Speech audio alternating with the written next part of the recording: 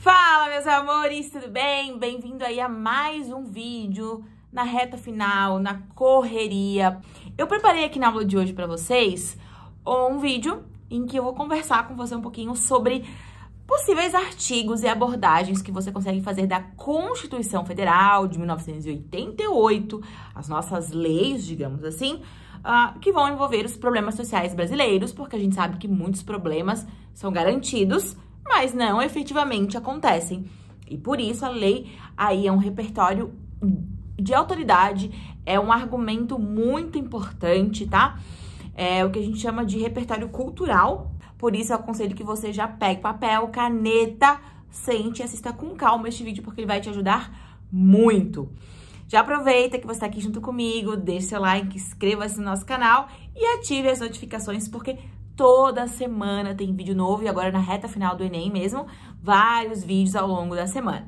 Se você, tá? Já vou avisar que se você quer fazer um curso além, quer ter meus modelos prontos, quer entender como funciona o meu método, eu tenho o intensivo de redação, que é para a redação do Enem e para a redação de concurso. Inclusive, o vídeo de hoje vale também para outros cursos além do Enem, tá? Esse vídeo não vale só para quem vai fazer Enem, ele vale para quem vai fazer qualquer dissertação, ok? Dissertativo argumentativo, só dissertativo, qualquer redação. Então, por isso que é muito importante aqui para todos, né? Então, se você quer acessar meus cursos, aqui embaixo tem o link Português Sucesso, que é um curso para você se atualizar, ou o intensivo de redação, que você tem bastante conteúdo aí sobre redação, bastante material, tem também questões comentadas de vários concursos, Selecom, FCC, FGV, FUNESP, CESP, Sebrasp, que evoluiu para o Sebrasp, né?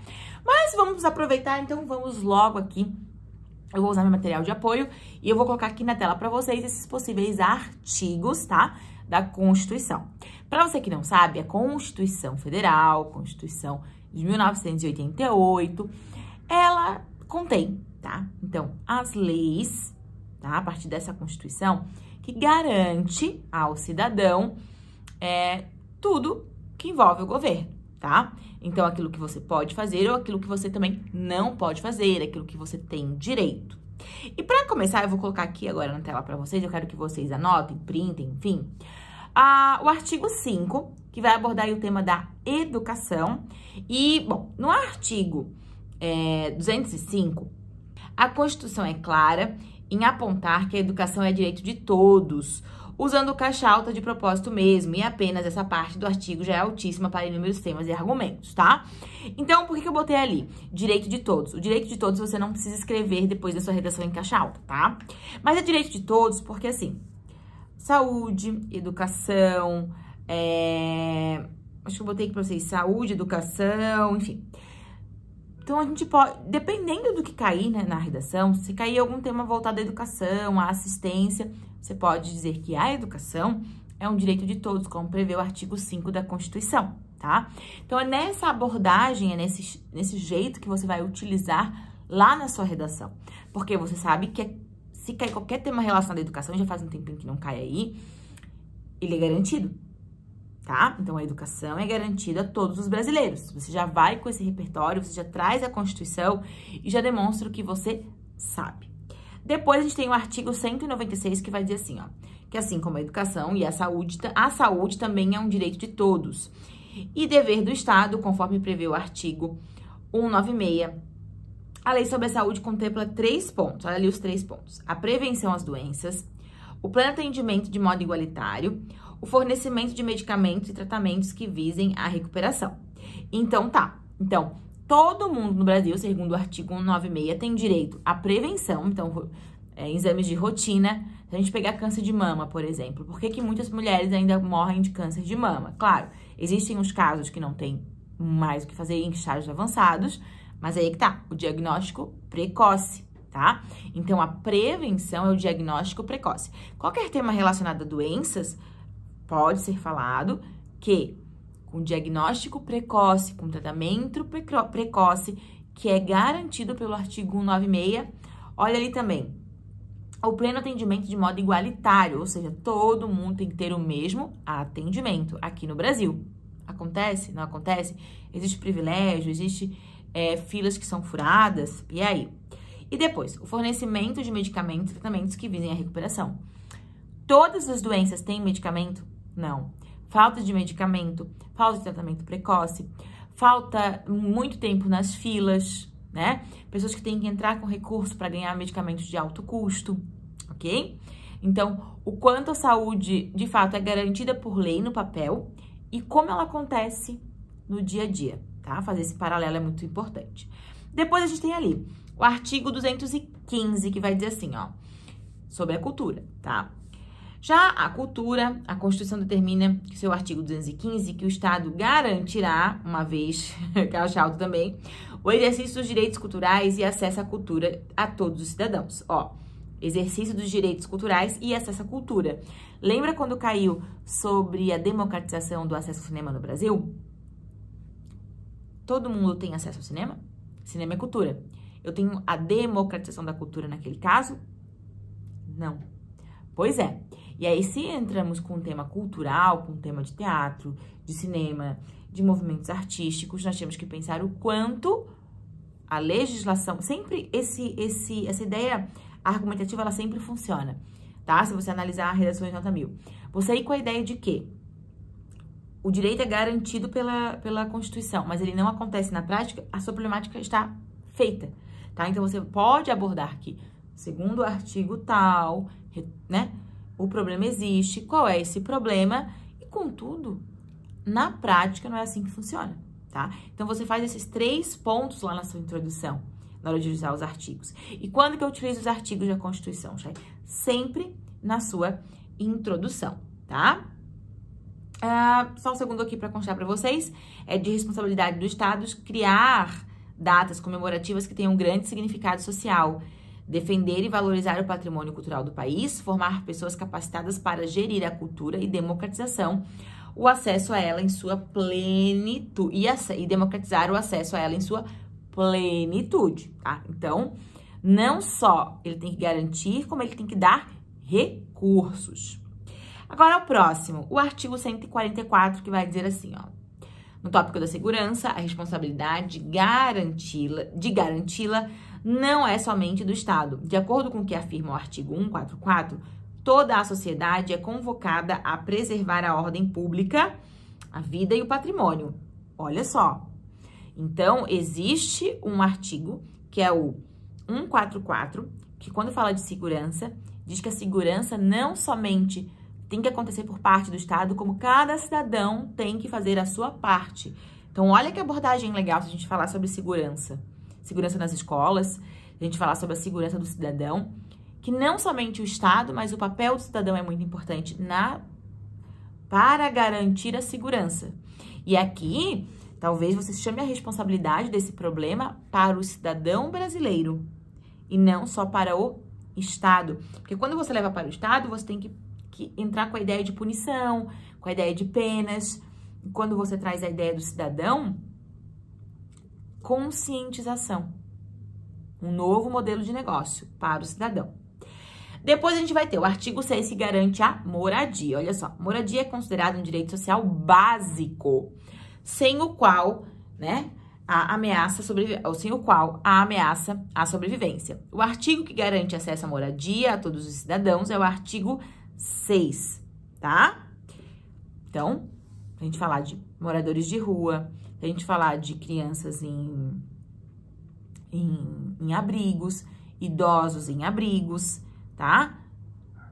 Se a gente pensar que durante a pandemia, muitas pessoas foram para as ruas por não ter mais como se manter, por não ter mais dinheiro para se manter. Eu vi uma reportagem, não lembro mais se foi na Globo, mas uma reportagem de um cidadão que ele estava em São Paulo e o trabalho dele, resumidamente, ele pagava um local pequeno para morar, só que o trabalho dele era nas ruas de São Paulo. Então, ele ajudava no estoque, reciclava papel, pintava, ele fazia pequenos consertos, assim, de dia a dia. Com isso, ele pagava a moradia dele. Então, era uma subsistência, né? Ele só sobrevivia. Ele trabalhava para pagar o seu local de moradia. Com a vinda da pandemia, ele não teve mais como ganhar o recurso financeiro e, com isso, ele foi para a rua. Eu não vou saber agora dizer, se eu achar depois a referência, eu boto para vocês aqui nos comentários. E esse é o artigo 6. Aí a gente tem o artigo 5. Opa, então lá no começo era o artigo 205 mesmo e eu me confundi e falei o 5. O artigo 5, tá? Que vai garantir o direito à liberdade de religião. Então, olha ali, o artigo 5 garante a liberdade de crença e culto a todos os brasileiros. É também nesse artigo que a Constituição prevê que todos os locais de culto, igrejas e templos diversos devem ser protegidos por força da lei. Então, teve já um tema que caiu, que abordou, que foi a intolerância religiosa no Brasil, no qual a gente... E eu vou trazer um relato para vocês, por exemplo, da minha vida de professora, que enquanto eu dava aula, já aconteceu, eu já presenciei, tá? Por exemplo, do professor de religião falar sobre religiões de matriz africana, que são as religiões mais estigmatizadas no Brasil, tá? E ter pai se direcionado à escola falando que o professor estava ensinando macumba para os alunos. Primeiro que a gente não pode estigmatizar como ligar macumba a algo ruim. Isso já é um estigma religioso no Brasil. Segunda coisa, você ensinar sobre as religiões e abordar religiões não é convertimento, tá? É conhecimento, é repertório. E por falta de conhecimento vem a o quê? Intolerância. É muito fácil a gente falar que não tem intolerância quando se está no ponto de cristão, né?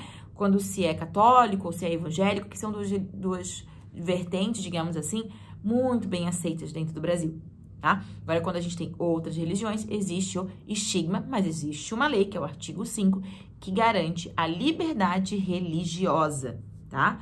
Muito importante. Agora, a gente passa lá para o 7, e aí tem vários tópicos aqui para vocês, tá? Então, 7, o trabalho é também um direito social fundamental que deve receber proteção e incentivo do Estado. Mas a Constituição ainda determina que o artigo 7, os direitos básicos do trabalhador, tá? E alguns direitos básicos garantidos pela Constituição. Então, além de garantir trabalho, existem alguns direitos básicos dentro do trabalho no artigo 7, olha lá.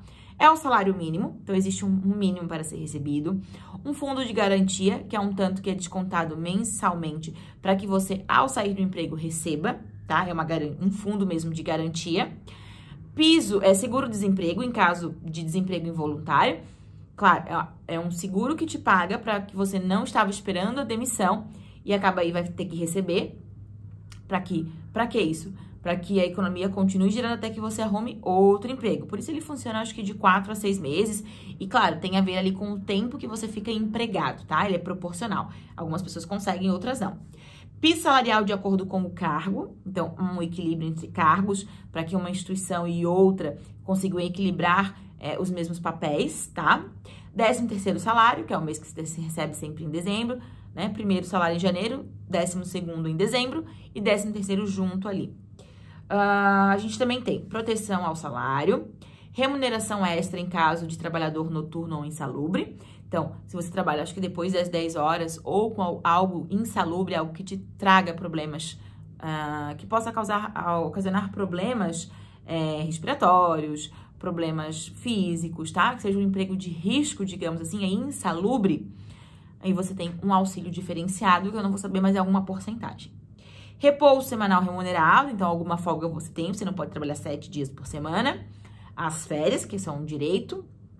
Na sequência, licença maternidade ou paternidade, a maternidade maior do que a paternidade, que eu não concordo, eu acredito que pai e mãe têm a mesma responsabilidade, e para que tenha a mesma responsabilidade, pai e mãe deveriam ter o mesmo tempo de afastamento. Só que hoje a gente tem, claro, como a mãe tem o gerar, a licença dela é maior do que a do pai, o gerar ou amamentar, né? Mas seria um ponto a ser discutido, a licença paternidade. Depois, assistência gratuita aos filhos dependentes do nascimento até os 5 anos em creches e pré-escolas. Não são todas as empresas que cumprem. E depois, aposentadoria, tá? Além do que a gente tem aí ainda da questão do CLT, tá? Ao lado do artigo 7, vigora também a CLT. Consolidação das leis de trabalho. Conjunto de leis destinados a especificações e pormenorização de todos os tópicos legais relativos ao trabalho. Então, não só o trabalho, mas depois da lei do trabalho, a gente também tem a questão do CLT, que é a carteira assinada e todos os direitos que são garantidos por meio da carteira de trabalho. Meus amores, espero que vocês façam bom proveito de todas essas abordagens aqui. Eu errei lá quando eu falei artigo 5 ao 205, sobre a educação inicial. Então, eu quero que vocês deem uma boa olhada nesse material, printem, usem, tá? Sempre na introdução. Muito importante vocês terem essa abordagem sempre na introdução. Espero vocês no próximo vídeo, espero vocês nas minhas redes sociais, @ChaianeFarias. Olhem os cursos aqui na descrição e venham aprender cada vez mais língua portuguesa. Beijo!